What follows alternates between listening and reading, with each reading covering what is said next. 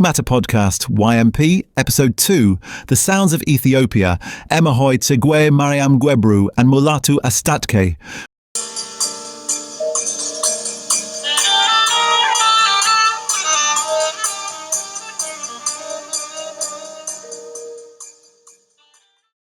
What happens when a nun's piano prayers meet the hypnotic grooves of Ethio jazz? Ethiopia speaks in silence and rhythm, and the world listens. Welcome to the You Matter Podcast, YMP. I'm your host. Today we explore the soul of Ethiopian music. Music has always been central to Ethiopia, woven into prayer, dance, resistance, and celebration. From liturgical chants of the Ethiopian Orthodox Church to the jazz clubs of Addis Ababa, music carries Ethiopia's memory. Our focus is on two remarkable figures, Emahoi Tsegwe Mariam Gwebru, the nun pianist who turned solitude into sound, and Mulatu Astatke, the visionary who created Ethio jazz and made Ethiopia groove on the world stage. Two artists, two worlds, one contemplative, one experimental. Together they shaped Ethiopia's musical identity in the 20th and 21st centuries. With me are members of the YMP team, Nuri and Mike. Together we'll journey through their lives, their philosophies, and their legacies. Let's begin with Emahoi. Nuri, take us into her story. Emahoi Tsegwe Mariam was born in 1923 in Addis Ababa into an aristocratic family. At 6, she was sent to Switzerland. There, she studied violin and piano at a boarding school in Lausanne. Imagine, a young Ethiopian girl in the 1930s Europe playing Bach and Mozart with precision. When she returned home, her life was interrupted by war. During the Italian occupation of Ethiopia, she and her family were placed under house arrest. Those years marked her deeply. Later, she studied in Cairo with Polish violinist Alexander Kontorowicz, who recognized her exceptional talent. She seemed destined for an international career. But destiny shifted. At 21, she gave up the concert halls and entered a monastery in Wello, taking the name Tsegwe Mariam. She lived as a nun for decades, dedicating herself to prayer and composition. So music became her form of prayer? Yes, she said, to play music is to pray. Her works reflect that. Pieces like The Homeless Wanderer or Ballad of the Spirits are meditations in sound. They use Ethiopian pentatonic modes, but structured with European classical forms. Critics compared her to Chopin or Satie, but her music is uniquely Ethiopian, deeply spiritual, melancholic, contemplative. Did her music reach the world during her lifetime? For decades, she was little known outside Ethiopia. Only in 2006, when Buddha Musik's Ethiopics series released her recordings, did she gain international recognition. Suddenly, listeners from Paris to New York heard the quiet genius of a nun in Addis Ababa. She became a global cult figure late in life. So Emahoi gave us the inward voice of Ethiopia, the sound of solitude.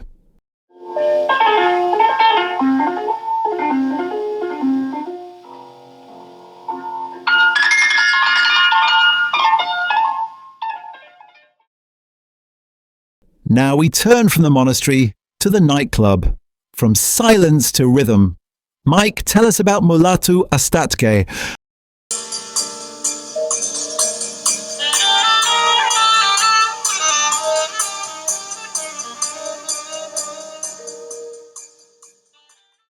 Mulatu was born in 1943 in Jimma. His family sent him abroad for education, first to London, then to New York. He studied at Berklee College of Music in Boston, the first African student to do so. In the 1960s, jazz, Latin rhythms, and funk were exploding globally. Mulatu absorbed these influences, but always looked back to Ethiopia's modes and scales. His philosophy was fusion. He believed Ethiopian identity could meet jazz improvisation, Afro-Cuban percussion, and Western orchestration. Out of that came Ethio-jazz. What does Ethio-jazz sound like? It's hypnotic, a vibraphone riff playing Ethiopian pentatonic scales, horns echoing jazz arrangements, congas and drums adding African Latin grooves, then that haunting Ethiopian feel, tazeta, the nostalgia mode. In the 1960s and 70s, Addis Ababa was alive with music. The city had nightclubs, orchestras, and a cosmopolitan scene. Mulatu thrived there. His albums Mulatu of Ethiopia and tracks like Yekermo So became the soundtrack of that golden era.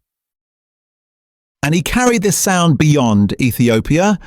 Yes. He collaborated with Duke Ellington, toured globally, and decades later, his music was rediscovered in Jim Jarmusch's film Broken Flowers. Suddenly, Ethio-jazz was on playlists worldwide. So Mulatu gave us the outward voice of Ethiopia, the sound of rhythm and experimentation. But both Emahoy and Mulatu lived through Ethiopia's changing history. Mike, tell us about the wider context. The 1960s and 70s were Ethiopia's golden era of music. State orchestras like the Police Band and the Imperial Bodyguard Band nurtured talent. Record labels like Amhar Records released iconic 45s. Addis clubs pulsed with music that mixed tradition with funk and soul. But the 1974 revolution brought the Derg to power. Music faced censorship. Nightclubs closed. Many musicians fled. Mulatu left Ethiopia for years. Emahoy, already a nun, retreated further into spiritual solitude. The silence of the Derg years contrasted sharply with the vibrant Addis soundscape of a decade earlier. So Ethiopia's music was both suppressed and preserved? Exactly. Suppressed in public, but preserved in memory and recordings. When the Ethiopic series began in the 1990s, it revived those lost sounds for new generations worldwide. Emahoy and Mulatu, two lives, two paths. Emahoy represents inward reflection. She played alone for God and soul. Her music carries silence as much as sound. Mulatu represents outward experimentation. He played for clubs, orchestras, festivals. His music carries movement, rhythm, community. But both are unmistakably Ethiopian. Yes. Whether in a monastery cell or a jazz club, the Ethiopian modes, rhythms, and feeling of tazeta, nostalgia, longing, are always present. That's the thread connecting them. Let's reflect. What do these two figures teach us about Ethiopia's place in global music? That Ethiopia can innovate in silence. A nun's piano, unknown for decades, becomes a global treasure. That Ethiopia can innovate in sound. A jazz man's fusion becomes a global genre. Together, they show Ethiopia's dual legacy: the contemplative soul and the experimental rhythm, the individual voice and the collective groove. Emahoy and Mulatu, two sides of Ethiopia's music. Both remind us music matters because it carries identity, memory, and possibility. We've looked at Emahoy's solitude and Mulatu's rhythm. But what about today? How do younger artists in the diaspora carry forward Ethiopia's sound? Mike, take us there. Today's Ethiopian music is diverse. In Addis Ababa, Ethio jazz clubs still play Mulatu style. Bands like Alamayehu Eshete and the Walias Band in the 1970s laid foundations, and younger groups such as Debo Band in Boston or Invisible System in the UK continue the tradition abroad.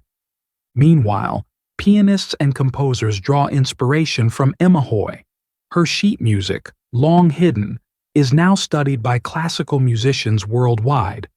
Young Ethiopian pianists play her works in concerts, honoring her spiritual style. So her music moved from monastery silence into concert halls. Yes. For decades, she played mostly for herself. Now, after her passing in 2023, her compositions are celebrated globally. They resonate with listeners who find in her music a quiet protest against despair and a prayer for resilience. On the other hand, Mulatu continues to tour and inspire. His collaborations with Western bands like the Heliocentrics introduced Ethio jazz to new audiences. Younger Ethiopian musicians mix his sound with hip-hop, reggae, and electronic music. Artists like Gili Yalo, an Ethiopian-Israeli singer, fuse funk and traditional Ethiopian sounds. Ndigwena Mulu, known as Ethiopian Records, blends electronic beats with traditional rhythms, carrying Ethio jazz into the digital age. So the legacy is alive, not frozen in the past. Exactly. From Emahoy's sheet music to Mulatu's live shows, Ethiopia's music is global now. It travels in the diaspora, speaks in new genres, and yet always carries that Ethiopian essence, the pentatonic scale, the haunting tezeta, the rhythms of resilience. It's a reminder that Ethiopia's music is not only history, it's living, evolving, moving from Addis to Boston, from monasteries to Spotify playlists. So what have we heard today? From Emahoy, the prayer of a piano, solitude turned into universal sound. From Mulatu, the rhythm of Ethio jazz, Ethiopia dancing with the world. From today's musicians, the legacy reimagined in new forms, new geographies. Together they remind us that Ethiopian music is not bound by time. It is past, present, and future. It is prayer and party, silence, and rhythm. Thank you for joining us on You Matter podcast and presented by YMP team. Until next time, keep listening, keep reflecting, and keep believing in the value of your voice.